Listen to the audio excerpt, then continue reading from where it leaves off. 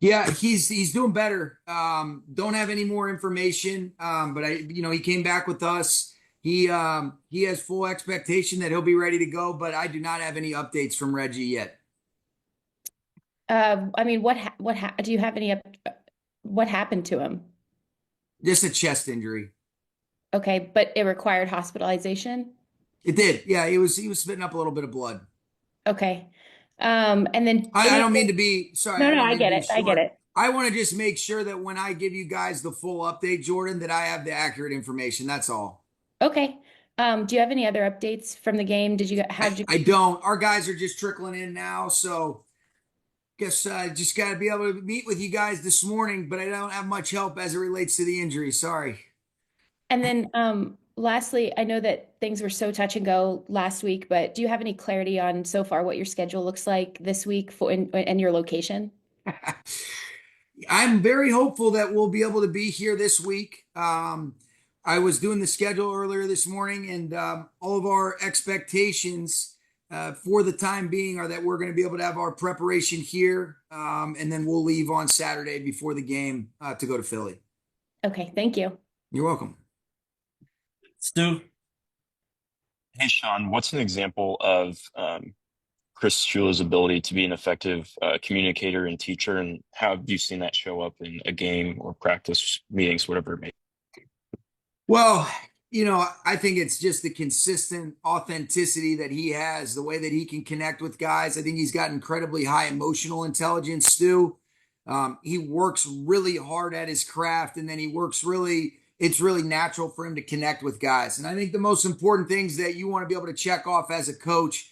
All right, number one, do the players know you care about them as people and you're really invested in them? And then number two, is the information that you're able to give them helpful for you to be able to perform at your highest capacity and capability on the football field? And I think he's checking both of those boxes. But he's as sincere and as authentic of a guy as you'll come across. He's so steady and consistent too. I think that breeds a trust.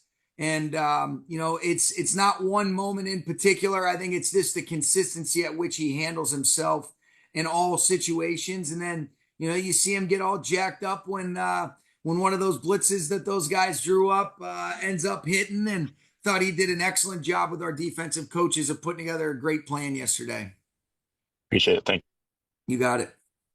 Adam.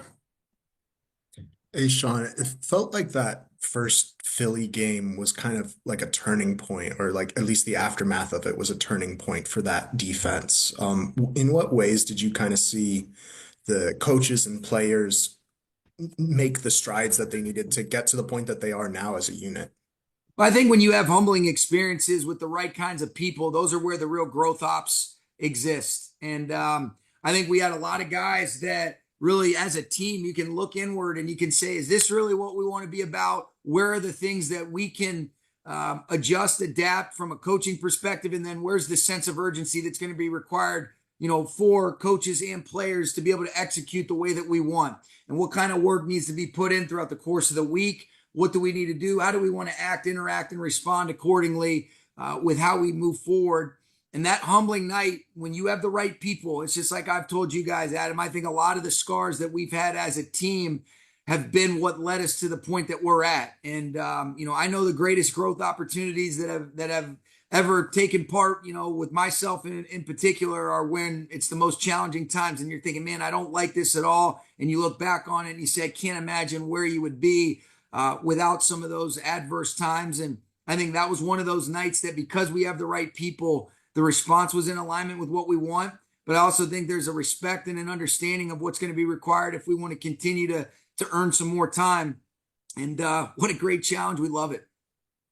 With Tyler out yesterday, Colby, Davis, and Hunter all made catches and were all in the thick of the run blocking. What did you think of their collective effort?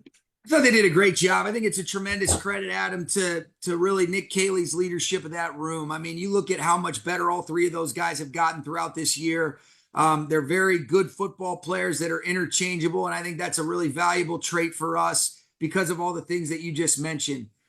Higbee is certainly, it's been great having him back. You felt his presence early. He was on pace to have a really big night, and he still made a huge contribution, even just playing a quarter. I am hopeful and optimistic based on my dialogue with him that his expectations are he's going to be ready to roll against Philly. But really proud of Coach Cayley and those three guys. I thought they did an excellent job yesterday. 12 personnel was deployed quite a bit last night. How has the depth of that room allowed you to use that a little bit more this year? It's been big, Adam. In a lot of instances, I think it allows us to not let people sometimes dictate the terms on you. And so a little bit of versatility, a little bit of a change up, maybe some different things. And, that's what's cool about the playoffs. And really, we've utilized a little bit more 12 personnel. We were able to get a couple snaps. Our first touchdown was in a 13 personnel grouping. And so I think being able to activate those different things based on, the availability and the versatility of those guys that you mentioned is a good thing for our group, and something that, if we feel like it fits this week, I think being able to mix up personnels is beneficial. Thanks, Sean. You're welcome. Sarah. Sean, I want to go back to the 2021 season. When you guys won the Super Bowl, what do you remember about the Gatorade bath after the game? It was quick. I wanted to avoid it so it didn't mess my hair up, Sarah. So Sean Robinson got me pretty good. Not too good though. It was he came in, but what I remember is I was kind of embracing wit, and Sean got behind me, and then I think everybody was so happy. It doesn't seem like it's as big a deal as it used to be, but I know it was orange Gatorade because of the stains on my call sheet that I still have. Did you ever, as a younger coach, or maybe as a kid, dream about the day that one day that would happen to you as the game-winning coach in the Super Bowl? I don't know that I always was, you watch and being a part of a football family and watching my grandfather and, just loving the game. You always dream of being a part of a Super Bowl winning team. I don't know if I ever was looking forward to getting the Gatorade dumped on me though. Thank you. All right, we'll wrap with Gary, then Wyatt. Hey, Sean, what's Hey, Gary. kind of your first look impressions of the Eagles? They're real. And obviously we have a familiarity, Gary. I got a little bit of a jump on them this morning. This defense is outstanding.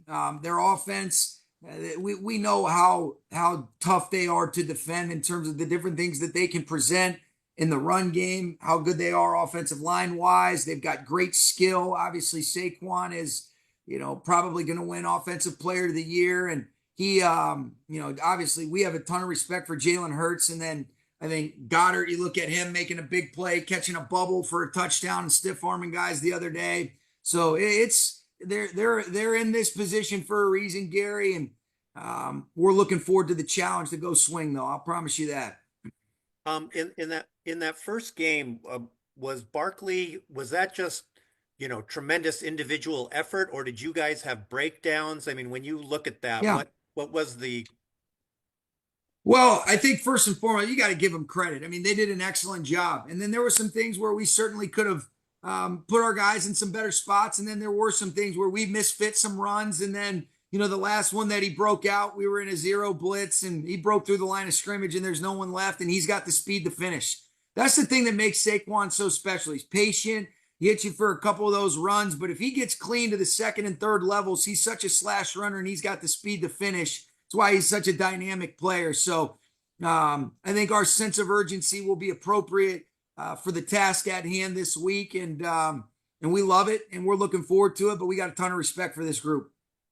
Without getting too much into the weeds, for a fan or, someone who looks at how you guys made adjustments to, really pass rush the Vikings and how that was such a big difference.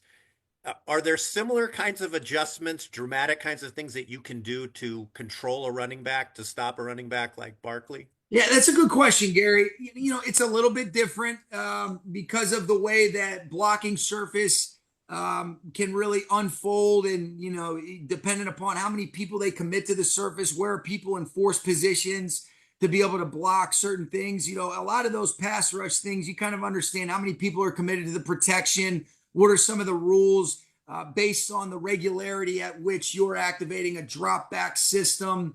And so because there's a little bit more run versatility, not quite to that level, but there are ways that you have to be able to change up looks, because if they get a beat on what you're doing and you just sit in the same front structures, they will pound you and they will embarrass you. And so we'll have to do a great job, and that'll certainly be a major part of our focus and concentration. And I'm sorry, I do have one more, artist. So Sure. just It's going okay. back to last night, of all the plays that Stafford made, the ability to get rid of that ball on the play that would have been a fumble returned for a touchdown. As a guy who coached quarterbacks and whatnot, what's your evaluation of that in terms of, is that his experience coming through? Yeah. You don't coach that. Those are things where this is a guy that has an incredible understanding. You know what you'd like to not have to coach is our stud receiver not picking off our tackle when he's coming across the formation, so we don't even get into those positions. So you want to avoid those. There are certain things that, he has earned the right to be able to understand and know what the intent was. It's very dicey, and sometimes those can be judgment calls, but there's a lot of trust that he's earned with the way that he can operate. But that's not something that we would be telling a young quarterback, hey, go ahead and do that if that same situation arises. Matthew's earned the right to be able to do some things differently. Thank you. You got it. Wyatt. Hey, Sean. Matthew faced a higher blitz rate than any quarterback has faced this entire season, and he looked pretty much unfazed for most of that. During the week, what preparation-wise went into, him being prepared for that and, just being as successful as he was with reading those blitzes? He was excellent, and then really I think that probably gets an uptick because the game got out of hand in the way that they were really, playing at the end, and we were a little bit more conservative. But I thought early on, really, with the exception of, from the point that we ended up kicking the field goal with our first drive of the second half, there was a very different approach that we took. But we put the ball in his hands right from the jump. We knew that was the kind of game it was going to be. He started 10 for 10. He had that look in his eye. I think he had a good understanding of some of the things that we thought could be illustrated and expressed by that defense based on, some of the ways they were playing different situations. And I thought he handled it beautifully. I thought he was in total command. And then that's a defense that, they never let you really take a deep breath and exhale. Every single snap, they're applying pressure to you. That's why you got a lot of respect for Coach Flores and their personnel. But I thought Matthew was incredibly sharp, and I thought that was a key factor in why we were able to, establish a lead, maintain possession. And I thought the 2-minute drive after we took advantage of the 4th down stop that our defense had to go up 24-3, I thought that really put an exclamation point on his work for the night. And you say, he had that look in his eye. That's something that, we've heard a couple of times this season. When is it that you kind of realize that he's kind of in that mode? You know why? It's a good question. I think it's more of something similar to what I was asked last night. You can just kind of feel it. There's an aura that he had about himself, and I could really feel that when we were practicing on Saturday at Arizona's facility.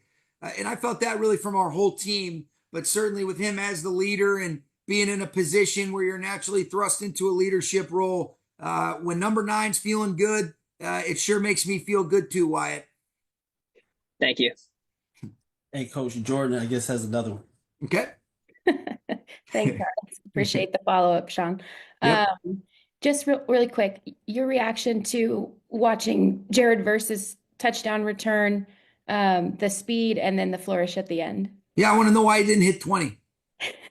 Nah, he's a stud. You know what I thought? I thought it was a great job, great by Akello to be able to force that. It was an excellent relentless rush by Quentin Lake as well to kind of just disrupt the pocket.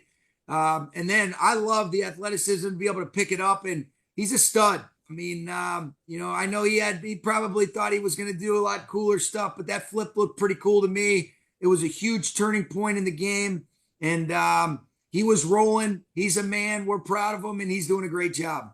Yeah, Sean, he actually hit 21.5 against the Eagles, but it was a chase down of Barkley. To have that type of athleticism, but then in a humbling moment, do you think that taught him something?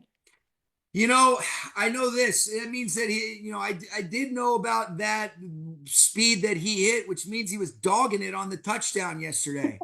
So, the guy plays so hard, and that's what you like. And really, that represents our defense as a whole. I thought it was cool for him to be able to finish that play, to get a touchdown like that. You look at the way that, just the excitement and the energy that brought to our football team, what that meant at that moment. It was a huge play. I thought he made a tremendous impact on that game yesterday. Everybody got in on the party. He got his touchdown, and then everybody else got a part in those sacks. Thank you, Sean. Appreciate it. You're welcome. Thanks, Coach.